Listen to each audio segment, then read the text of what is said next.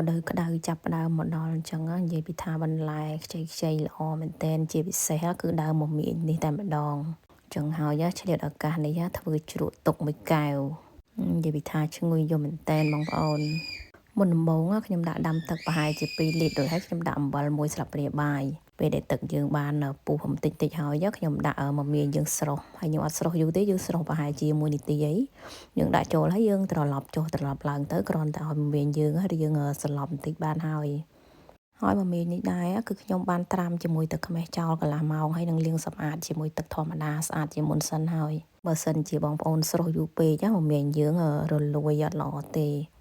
ហើយមានបងប្អូនខ្លះគាត់អត់ចូលចិត្តស្រុះទេគាត់ចូលចិត្តរៀងក្លិនខ្លាំងអញ្ចឹងហើយគាត់ច្របាច់ជាមួយអំបិល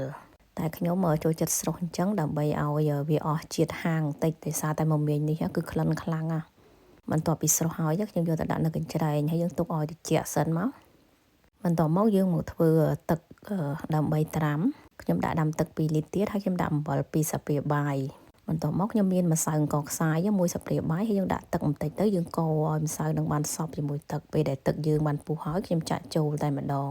បន្ទាប់ពីចាក់ម្សៅអង្ករចូលហើយយើងទុកឲ្យទឹកពុះទៅរួចហើយខ្ញុំដាក់ស្រាវីស្គី1ស្លាបព្រាបាយហើយនិងទឹកខ្មេះ1ស្លាបព្រាបាយផងដែរយើងដាក់ស្រាអញ្ចឹងដើម្បីកុំឲ្យជ្រក់យើងដុះផ្សិតហើយទឹកខ្មេះគឺថាជួយឲ្យឆាប់ជូររួចហើយយើងដាក់ដាំឲ្យពុះបន្តិចទៅហើយយើងលើកចុះទុកឲ្យត្រជាក់សិន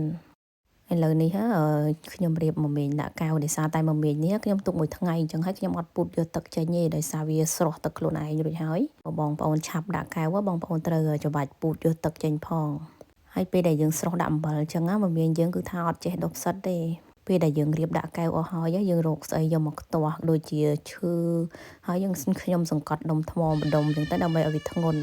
បន្ទាប់មកខ្ញុំយកទឹកមកចាក់ប៉ុន្តែទឹកនេះគឺយើងអត់ចាក់ទាំងក្តៅទេខ្ញុំទុកឲ្យត្រជាក់ហើយនៅក្តៅតិចអ៊ុននេះណាអត់ក្តៅខ្លាំងទេខ្ញុំស្ទាបកែវមើលឃើញថារៀងនៅក្តៅតិចគឺខ្ញុំអត់ក្របទេខ្ញុំចំហសិនពេលដែលវាត្រជាក់ហើយយើងក្របទុកចោល3ថ្ងៃទៅ4ថ្ងៃទៅគឺថាមមាញយើងបានជូរហើយបើបងប្អូនចូលចិត្តជូរខ្លាំងអីបងប្អូនទុក4ទៅ5ថ្ងៃគឺថាជូរល្មមខ្ញុំដាក់អំបិលច្រើនអញ្ចឹងដើម្បីយើងទុកទៅគឺអត់ងាយខូចហើយបើបងប្អូនហូបអត់អស់អីយើងអាចដាក់ទូទឹកកកធម្មតាក៏បានដែរបងប្អូនមិនបាច់ដាក់ទូកកទេពេលដែលយើងចង់ហូបយើងគ្រាន់តែយកមកយើងលាយជាមួយសណ្តែកហើយនឹងម្ទេសផ្លោកអីទៅឬមួយក៏បងប្អូនចូលចិត្តហូបអញ្ចឹងតែម្ដងក៏បានដែរឆ្ងាញ់ណាស់បងប្អូននឹងស្រួយស្រាប់តែម្ដង